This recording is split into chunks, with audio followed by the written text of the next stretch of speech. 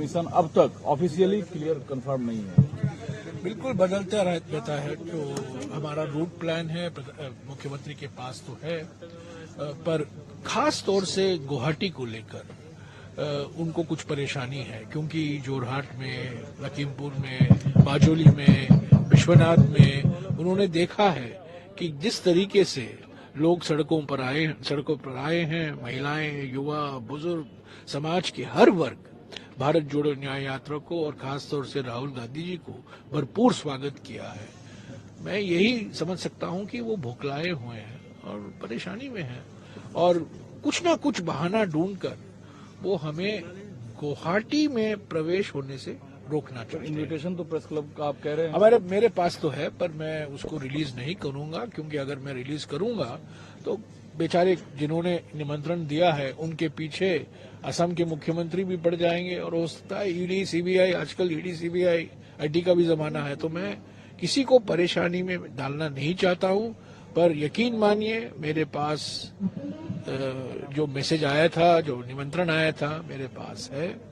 पर फिर भी अगर किसी कारणवश हम नहीं जा पाते हैं गुवाहाटी प्रेस क्लब को 23 तारीख को, परसों दिन, तो राहुल गांधी जी गुवाहाटी में जहां कैंप साइट होगा वहां राष्ट्रीय मीडिया को संबोधित करेंगे। कल अमित शाह जी थे गुवाहाटी में, उन्होंने कहा कि यात्रा के बारे में हमने कुछ पत्रकारों से बात की। पत्रकारों ने कहा कि जब उग्रवाद यहाँ था, कांग्रेस की सरकार थी, जो युवा शहीद हुए, उनके परिवार अब न्याय की मांग कर रहे हैं। मैं गृह मंत्री के बारे में यही कहूंगा कि वो मणिपुर क्यों नहीं जाते, प्रधानमंत्री मणिपुर क्यों नहीं जाते। आज मणिपुर के राज्योत्सव दिवस पर उन्होंने मणिपुर की जनता को बधाई दी है, पर 8 महीने से वो चुप क्यों है मणिपुर पर? जो हिंसा, मणिपुर में जो हिंसा हुआ है, अत्याचार हुए हैं, लाखों लोग बेघर हुए हैं, विस्थापित हुए हैं, 300-400 लोग मारे भी गए हैं, सामाजिक तनाव है, समुदायों के बीच में भय, शक का वातावरण है, प्रधानमंत्री चुप क्यों है? और गृह मंत्री क्यों नहीं गए अब तक? एक बार 2 दिन के लिए चले गए, उसके बाद कुछ नहीं हुआ। और आज भी प्रधानमंत्री और मणिपुर के मुख्यमंत्री के बीच में कोई मुलाकात नहीं हुई है, सांसदों के बीच में मुलाकात नहीं हुई है, विधायकों के बीच में और प्रधानमंत्री के बीच में मुलाकात नहीं हुई है। जहां तक उग्रवाद का सवाल है, मैं ये कह दूं कि असम जो में परिवर्तन आया था, वो तरुण गोगोई जी के शासन में आया था। 15 साल उन्होंने शासन की। उस समय जब आज के असम के मुख्यमंत्री कांग्रेस के एक वफादार सिपाही थे, उस समय वो जानते हैं कि असम की क्या स्थिति थी 2001 में, और असम की क्या स्थिति है थी 2016 में। 15 साल के अंदर जो असम समझौता हुआ था 1985 में राजीव गांधी के समय, उसको लागू किया गया। यहाँ निवेश आया, मनमोहन सिंह जी ने कई प्रोजेक्ट को उन्होंने इनॉग्रेशन किया, और शांति आई वापस, विकास आया, निजी निवेश आया, पब्लिक सेक्टर कंपनियां आई। तो अगर परिवर्तन आया असम में, वो तरुण गोगोई जी के कार्यकाल में हुआ, जबकि समय आज के असम के मुख्यमंत्री तरुण गोगोई जी के मंत्रिमंडल के एक महत्वपूर्ण सदस्य हुआ। मणिपुर का जिक्र किया, अमित शाह ने कहा कि जो म्यांमार बॉर्डर है वो खुला नहीं छोड़ा जाएगा, फेंसिंग किया जाएगा। बॉर्डर देखिए, सीमा नीति पर हमारी कोई मतभेद नहीं हो सकते। हमारी सीमाएं सुरक्षित होनी चाहिए, इसमें 2 राय नहीं है। पर हमारा यही सवाल है, प्रधानमंत्री मणिपुर के बारे में क्यों चुप है? और दूसरा सवाल है, नागालैंड के बारे में आपने एक फ्रेमवर्क एग्रीमेंट, समझौता पर हस्ताक्षर किया था, और आपने दुनिया भर में ये घोषणा की ये परिवर्तनकारी है, ये क्रांतिकारी है। 3 अगस्त 2015 को 9 साल हो गए हैं, तो उसका कोई डिटेल नहीं है, वो लागू ही नहीं हुआ है।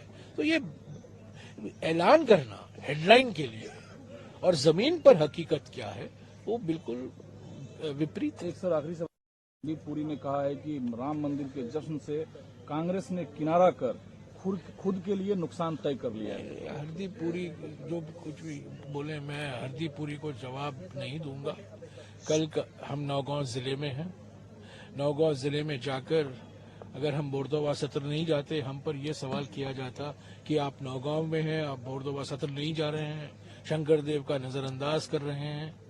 तो ये इसमें कोई राजनीति नहीं है, इसमें कोई राजनीति नहीं है। 10-15 मिनट जाएंगे, माथा टेकेंगे, श्रद्धांजलि अर्पित करेंगे, 5-6 मिनट वहां खड़े होकर शंकर देव जी को याद करेंगे, उनको नमन करेंगे। हमारे देश के एक बड़े महान धार्मिक गुरु हैं, एक सांस्कृतिक शख्सियत है, एक समाज सुधारक है और आज भी प्रेरणा के स्रोत है। उसी वक्त प्रधानमंत्री अयोध्या में होंगे। ठीक है, अहंकाराचार्य किसकी बात कर रहे हैं आप? मैं तो प्रधानमंत्री अहंकाराचार्य की बात कर रहे हैं। कल तो राजनीतिक है, ये तो देखिए उनका समारोह जो राजनीतिक है। ये भारत जोड़ो न्याय यात्रा, मैंने बार बार कहा, ये चुनावी नहीं है, ये एक वैचारिक यात्रा है। ये तोड़ फोड़ की यात्रा नहीं है, ये जोड़ने की यात्रा है, बेचने। गुवाहाटी इतना चर्चा में एकाएक क्यों आ गया? क्या प्रेस क्लब से परमिशन आप लोगों को नहीं है तो आप लोग क्यों नहीं जा रहे हैं? बचाव की मुद्रा में क्यों आ गए? सबसे कहां बचाव के मुद्दा में आया? सीएम का साथ हमने 93 से 2015 तक एक साथ पॉलिटिक्स किया। आज सुबह सीएम ने बोला कि कल हम लोग उपवास रहना चाहिए। मैंने ऐलान कर दिया कि कल हम शंकरदेव का जन्म स्थान जा रहा है। ये हमारा परंपरा है, जब तक स्थान जाने का है, स्थान जाके जब तक हम लोग माथा नहीं टिकेगा तब तक हम लोग उपवास रहता है। हम रहेगा उपवास शंकरदेव स्थान में जाए, जब तक जाके माथा नहीं टिकेगा हम उपवास में शंकरदेव स्थान में जाएगा। ये कहां से? तो आपने कहा। दूसरी बात सुनिए, दूसरी बात, सीएम 93 में जब कॉटन कॉलेज का जीएस था, मैं डिब्रूगढ़ यूनिवर्सिटी का जीएस था। वो जब कांग्रेस में ज्वाइन किया, वही दिन में ज्वाइन किया। He was General Secretary Assam Pradesh Youth Congress. Same day I became General Secretary Assam Pradesh Youth Congress. He was Secretary Assam Pradesh Congress Committee. Same day I became. तो एक साथ था ना। मिजोरम में मैं सेक्रेटरी था, he was observer. Tripura में I was Secretary of Congress AICC, he was observer from AICC. We worked together. तो उसने बोला आप उपवास रहो, मैंने बोला जब मैं शंकरदेव जन्म स्थान में जाके जब तक माथा नहीं टिकेगा तब तक उपवास में रहेगा। अभी आपको मैं क्या बोल रहा हूँ, आपको हम रास्ता भीख नहीं मांग रहे हैं, हम लॉ टूरने के लिए नहीं आ रहा है। जेपी नड्डा जी ने कुछ दिन पहले जिस रास्ता से प्रोसेसन किया था उस रास्ता से हम लोग जाएगा। लेकिन आपने खुद कहा कि आपकी खुद की इच्छा थी कि राहुल गांधी प्रेस क्लब जाएं, कोई नहीं, बड़ा नेता अब तक इन्विटेशन भी मिला नहीं, अभी हमने नहीं बोला। हमारा नेता जयराम रमेश जी ने बोला जब प्रेस क्लब में संकट जो क्या बोला बात कहा कौन सा कॉन्टेक्स्ट में आया, बोला जो शंकरदेव स्थान को हम नहीं छोड़ सकते। सीएम का इतना नाराजी है प्रेस क्लब जाना, हम तो प्रेस क्लब में हमने निमंत्रण स्वीकार किया था। इसने जयराम रमेश जी ने बोला जे शंकरदेव स्थान तो हम जाना पड़ेगा, मान लीजिए आपको थोड़ा तकलीफ है ज्यादा तो ठीक है, प्रेस क्लब के बारे में हम सोच सकते हैं। वो क्यों? प्रेस क्लब को हम जहां पे हमारा दोपहर को लॉन्च होगा वहां पे भी ऐसे हम संबोधित किया, राहुल जी संबोधित कर सकते हैं, क्योंकि प्रेस क्लब जाने से लगभग पूरा सिटी को कवर करना है।